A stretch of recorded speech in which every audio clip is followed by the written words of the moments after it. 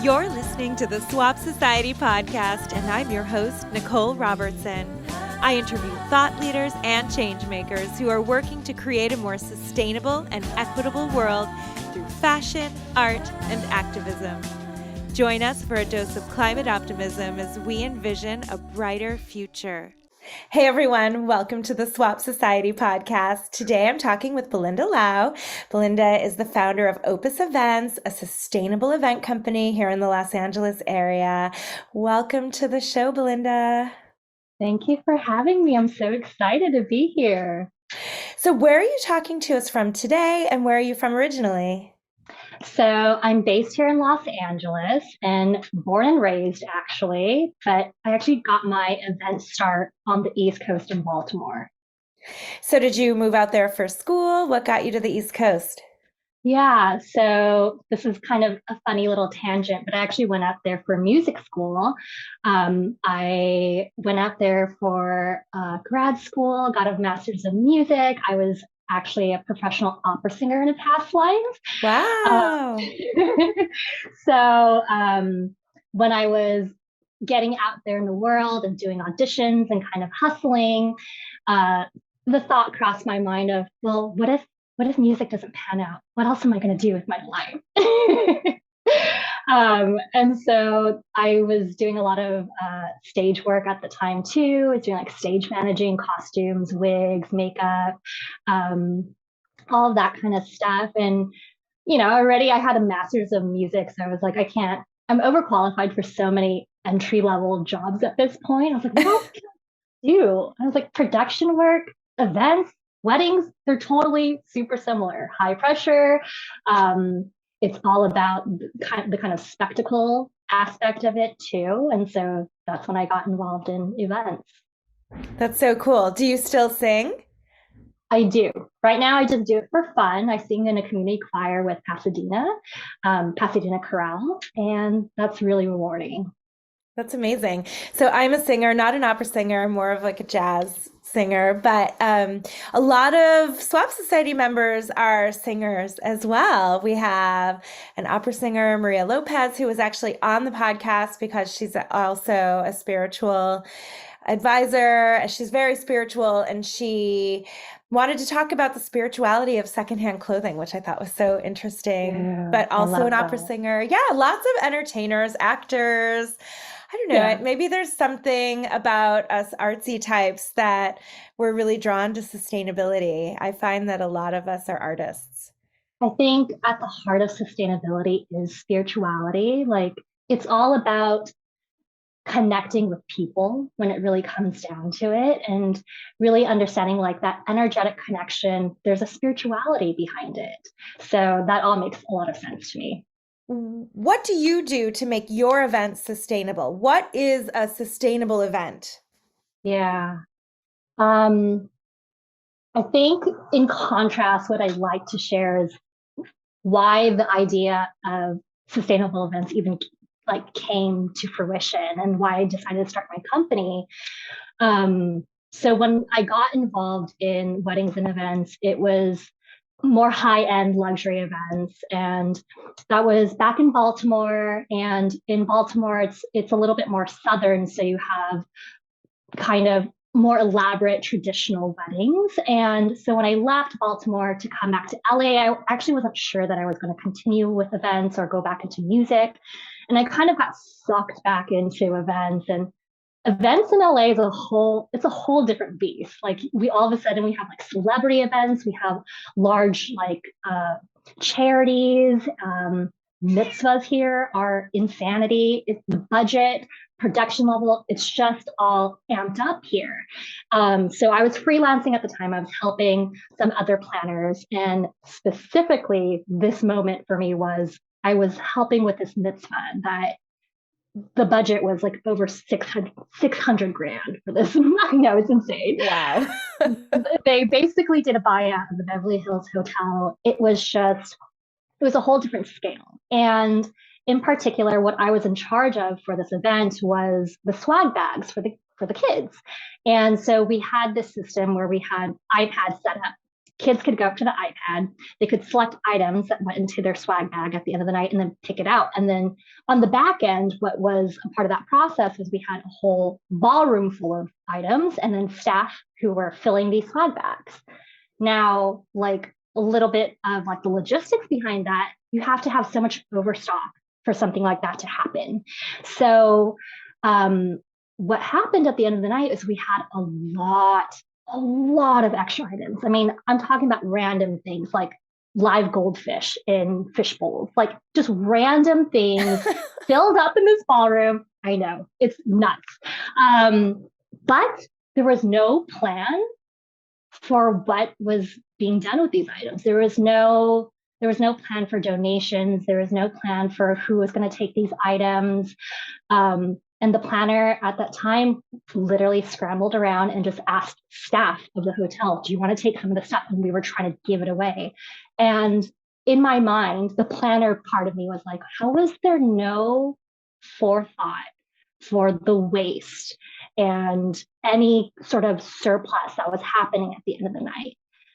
It's one thing to plan something that's so elaborate and celebratory for someone, but where's the accountability here? And I kind of had this moment of crisis for myself where I was realizing, am I really serving the people that I want to be serving? What's the bigger picture here? And so I took some time to reflect on maybe it's time for me to start my own company. And I had to really be thinking about what was my mission. And so with events, it's really, really easy to have just so much waste that happens at the end of the night because you're planning for essentially one day. And when it comes to food waste, especially, I mean, any kind of waste for an event, you're an average wedding of 120 people, you're producing over 400 pounds of waste. That's insane. That's a lot. And what happens to that? Are people just throwing it in the dumpster and it's going into the landfill? And so I really had to sit down and think, how can we divert a lot of this waste to be able to, so we could feel more responsible about the way that we were celebrating. I don't think the answer is don't celebrate at all. That's not a part of life, right? But the idea behind sustainability is how do we make things more sustainable for everyone, right? How can we still be celebrating, but also be responsible and accountable? And then that's actually how I got in contact with Monique from Compostable, because at the time they were the only compost pickup service. And so I needed someone who could pick up any of the food waste that happened at the end of the night. And so I developed a relationship with her, and she would take food donations as well.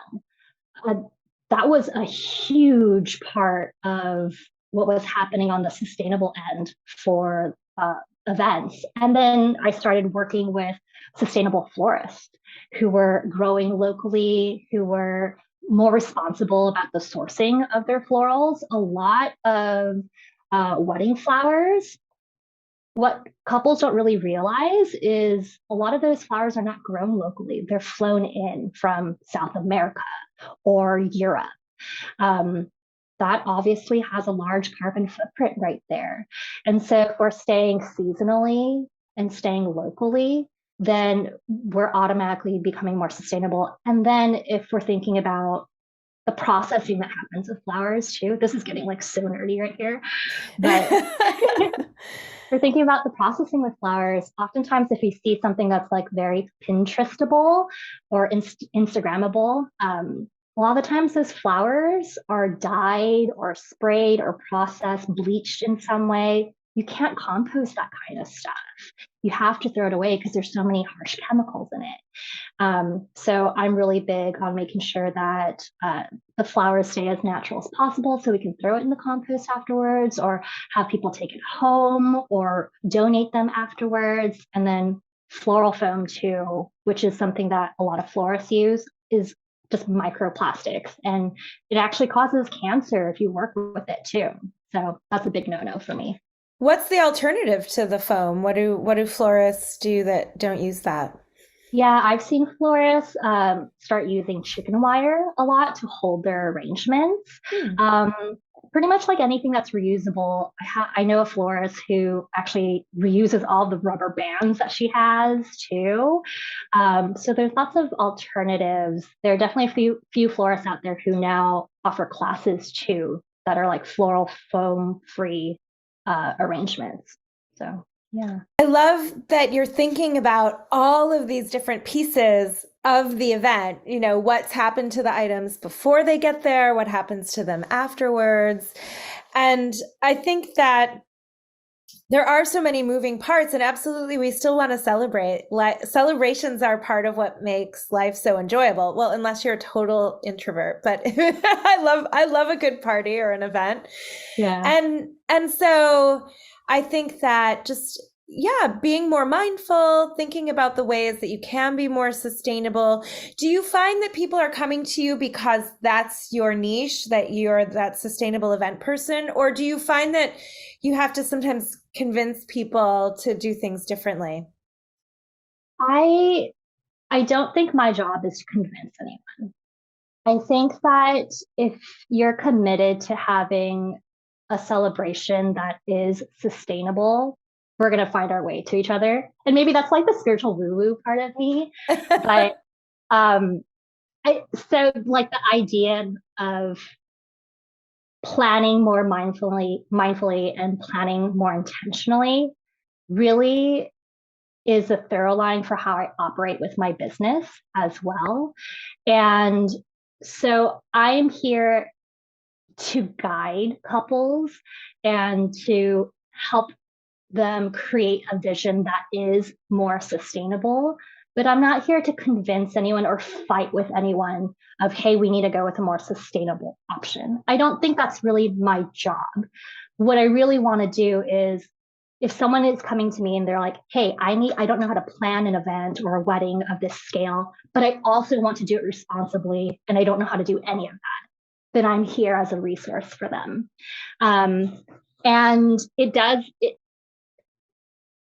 really just come down to like intention. And sometimes I do have to remind my couples like, hey, is this actually really important? Like, why are we doing this? And I think starting out with that, hey, let's slow this process down just a little bit more so we can really be thinking about everything, is a big part of the process of working with me too. Do you feel like, I'm not sure how long you've been in business, but do you feel like there's a growing awareness of the need for sustainability at our events in general? Does this seem like a growing movement? Absolutely. I think we're lucky that we're in Los Angeles too. So there's already a great big sustainable movement here, and everyone's thinking along those lines. I'm very fortunate to be here in Southern California. I started my company, let me see, near the end of 2019. So it was actually really interesting because it was obviously right before the pandemic. And I was actually building a lot of momentum with my company. And then when March of 2020 hit, it was pretty devastating for everything to all of a sudden stop, especially with events. There was no way to pivot with events, really. Some people started moving virtually, but in terms of being able to like produce any profit, like that was not a financially secure, long lasting pivot right there, you know?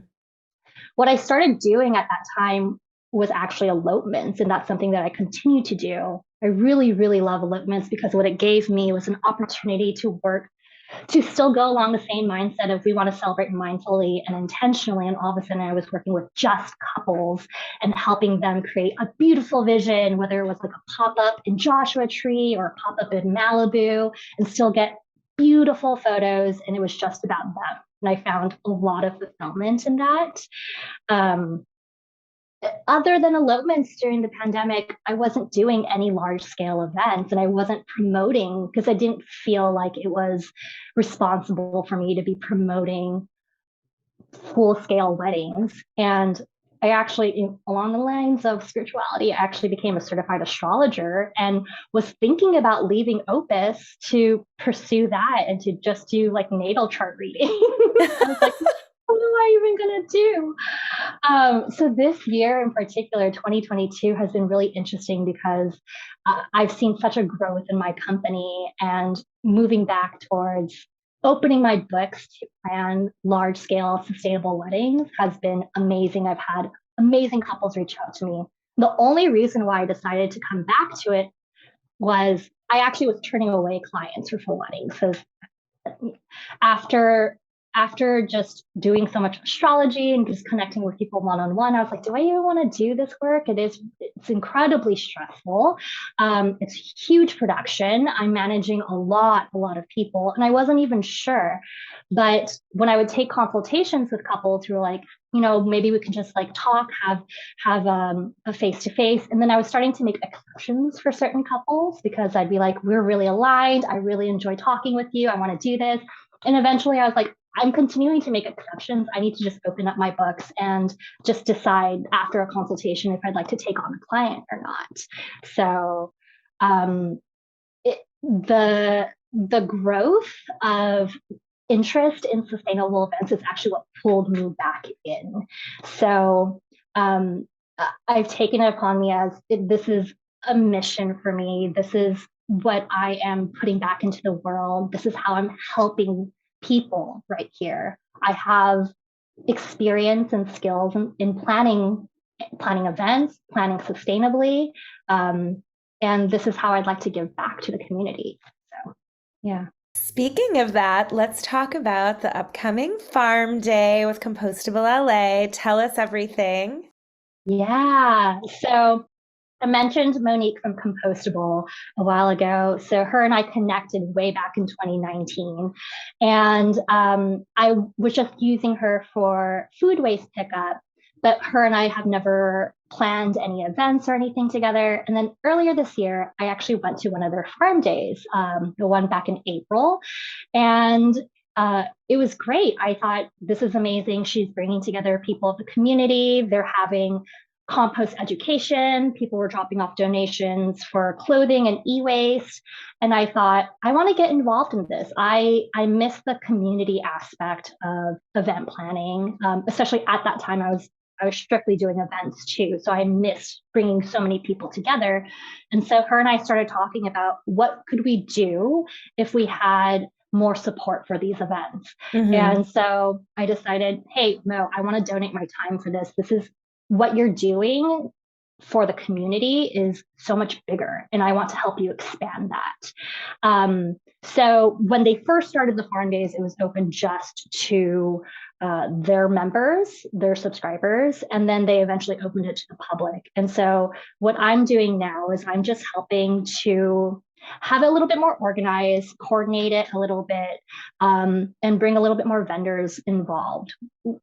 What we really want to do is we want to bring attendees onto a farm, have that experience where they can see where their compost is going and learn about what even compost is, and pick up finished compost for their soil, and just get involved within the sustainable community and with the closed food cycle in Los Angeles too. I think that when it comes down to it, we are stronger if we're all banding together. So the more people that we can get on board for this, the more people that are passionate and are connected to other people that are passionate about this, the more energy we have to accomplish something that's way bigger than us.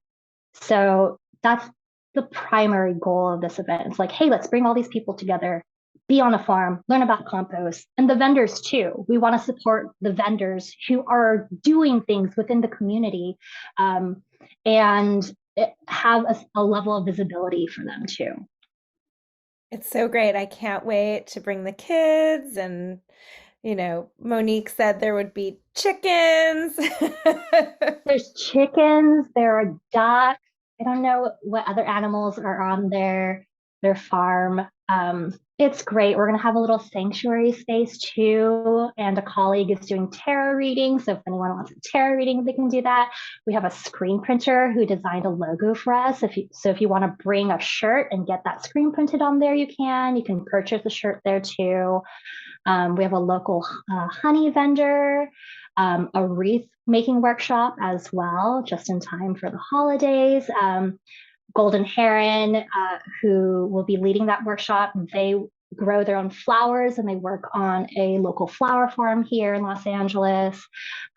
We have Root Down LA, who's selling aguas frescas and is talking about their programs that they have with the youth in Los Angeles to bring fresh food into schools. And we also have a vegan food truck, so some grub to happen into. So exciting. It sounds amazing. And when is that happening? That is on Sunday, November 6th. That's from 12 to 2 p.m.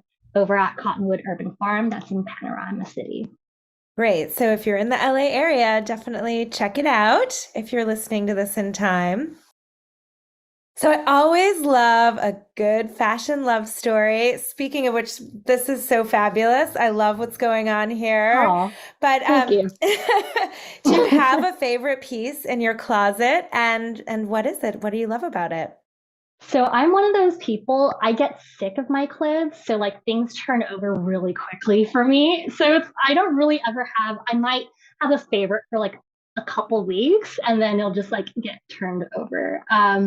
Right now I'm going through my menswear phase. And so I'm just pulling a lot of those items out, but also the weather's changing. So I'm excited to take out some awesome jackets and coats too. I know. I love that it finally feels like fall. I'm wearing a blazer, secondhand, of course.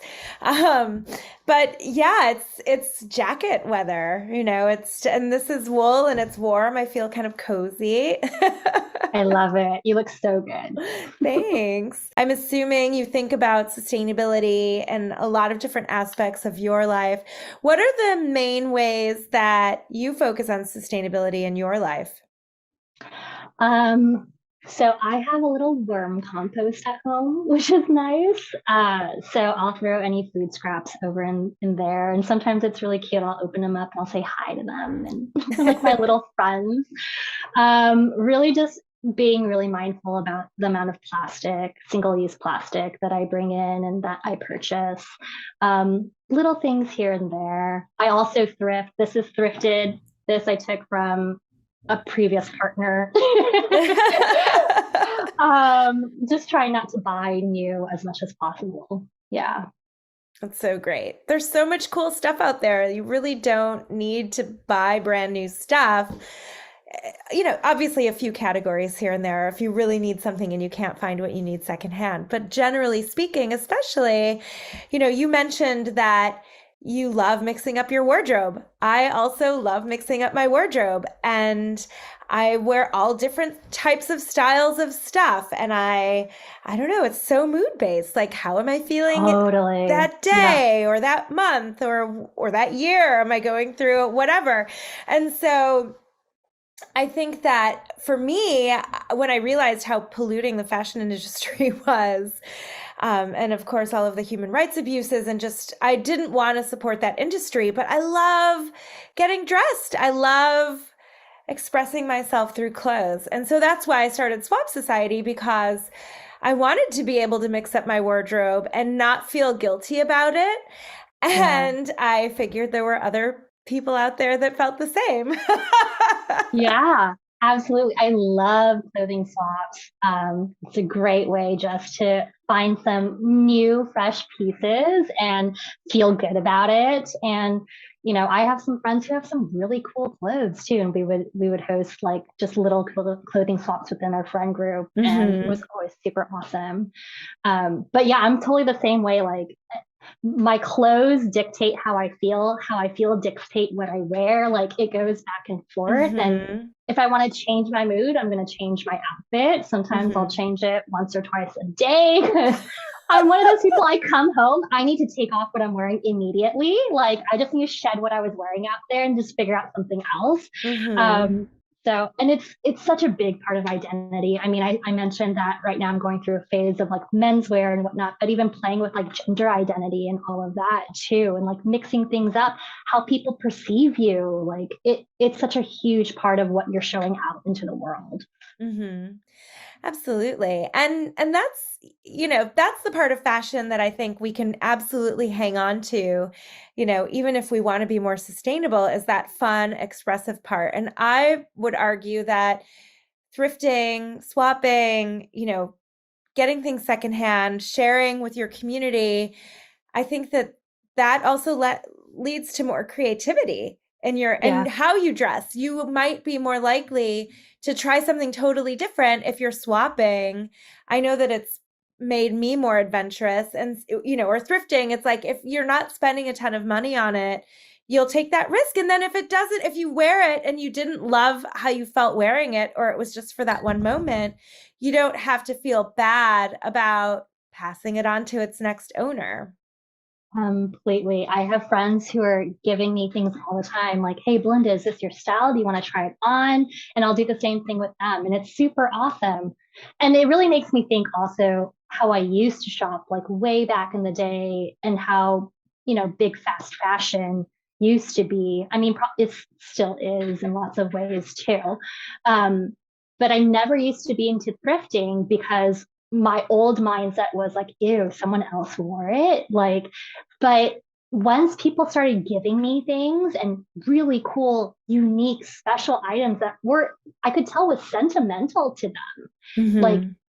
I started to feel, oh my God, there's so much history in this. This is so unique. I can't find this anywhere else. And then I just got into going to vintage stores and all of that. Mm-hmm. There's a there's something that I like to say sometimes, when I do hear the objection of, "Ooh, gross, somebody else wore this," is, have you ever wiped your mouth with a cloth napkin at a restaurant? I love that. That's great. I'm going to use that from now on. Because Yeah. almost everyone has, right? We've all Yeah. done it, and we're okay doing that because it was washed, and we're touching our mouth with it, which is, I mean, if you want to talk about worrying about germs or cleanliness, it's like Yeah. clothes can be washed, they can be cleaned. Absolutely. And so it's just cloth, or the other one is like, have you ever been in a hotel and used towels there or sheets or whatever? It's like, you can wash things. And so once you can get beyond that ick factor piece, which some people have, and I also get that too. And I've seen some gross secondhand stuff. So I get it. Maybe someone went to a thrift store once and they saw something that was gross and they turned them off or whatever. But everything can be washed. It's so much more sustainable, and you can make it fun and like make it a creative form of expression too. So true. Yeah. So what's inspiring you right now? Any cool art or books or anything? Mm. So I've been going to a lot of performances recently. And actually, last month, I went to go see the LA Opera season premiere. They did a modern adaptation of Lucia. And that was mind blowing for me. First of all, I think that was the first like successful modern adaptation I've seen of that opera. And they incorporated so many elements that made it very accessible to um, an audience that maybe is not accustomed to seeing opera. I think the idea of like going to an opera performance, you think, oh, it's going to be long and it's going to be boring. And it's true, operas are pretty long. Like they average like 2.5 hours, 2.5 hours to like 3.5 hours. That's a long Mm-hmm. performance to sit through. And then especially if they're speaking another language, and then someone takes like, half an hour to die, you're like, this is just forever.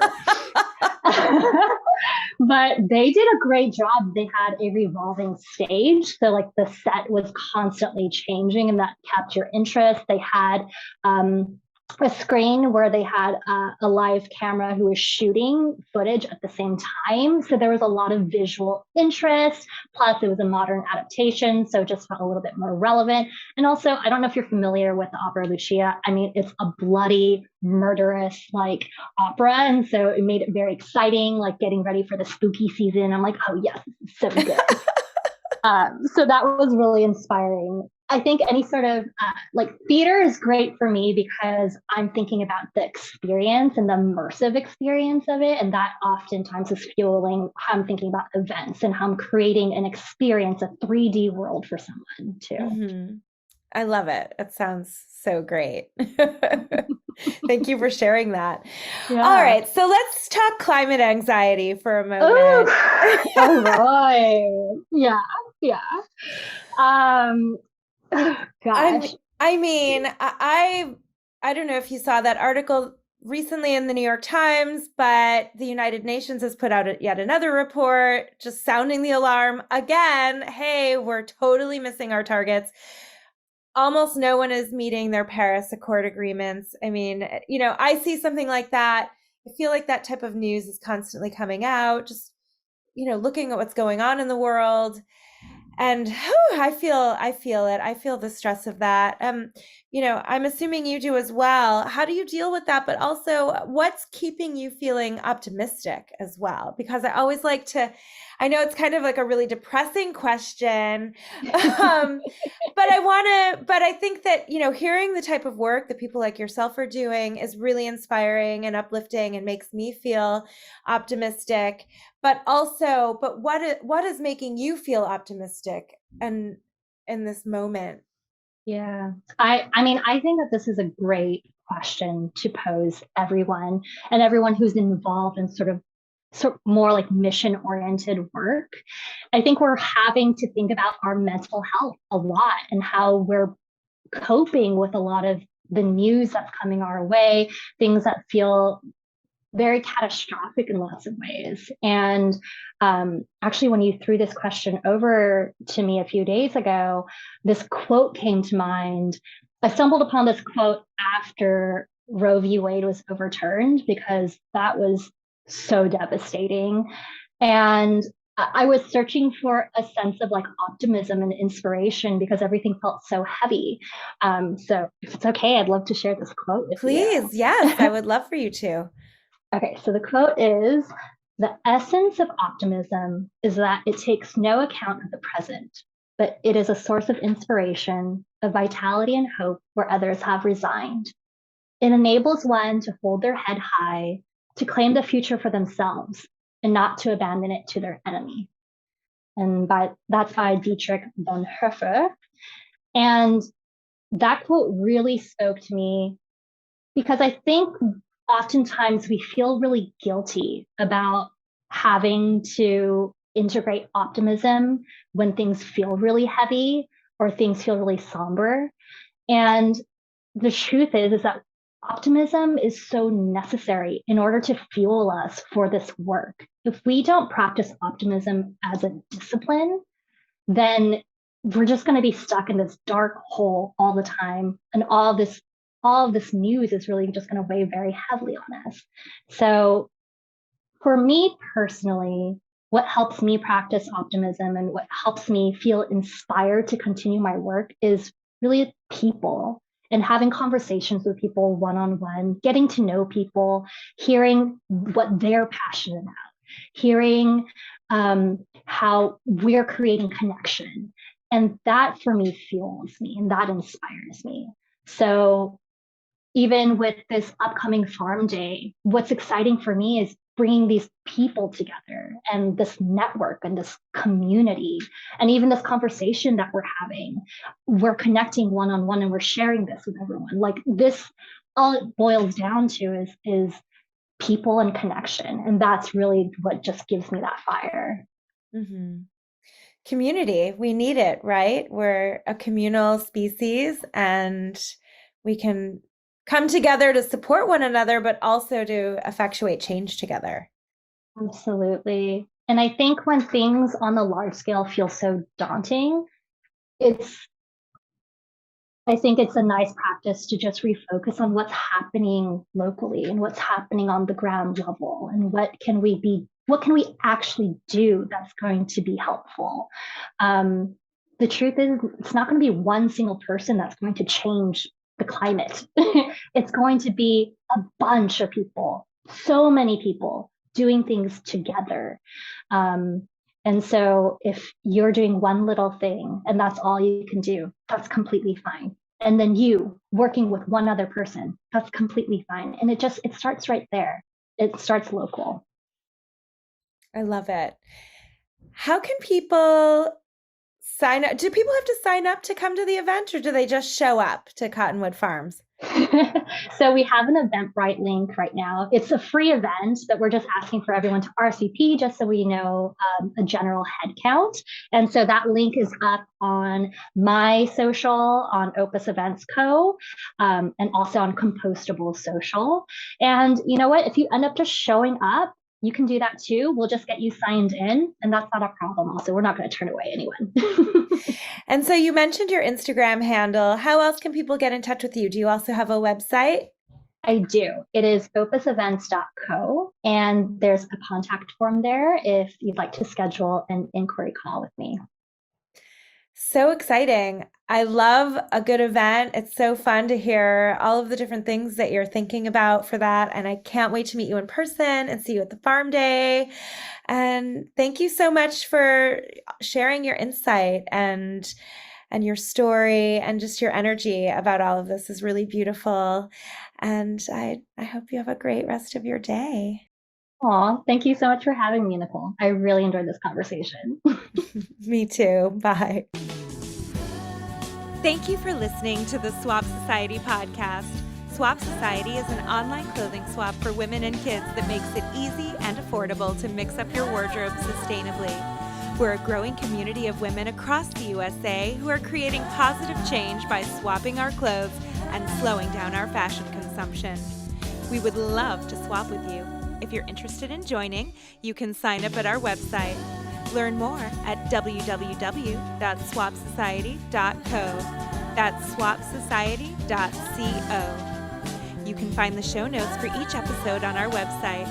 Please get in touch with us on social media too.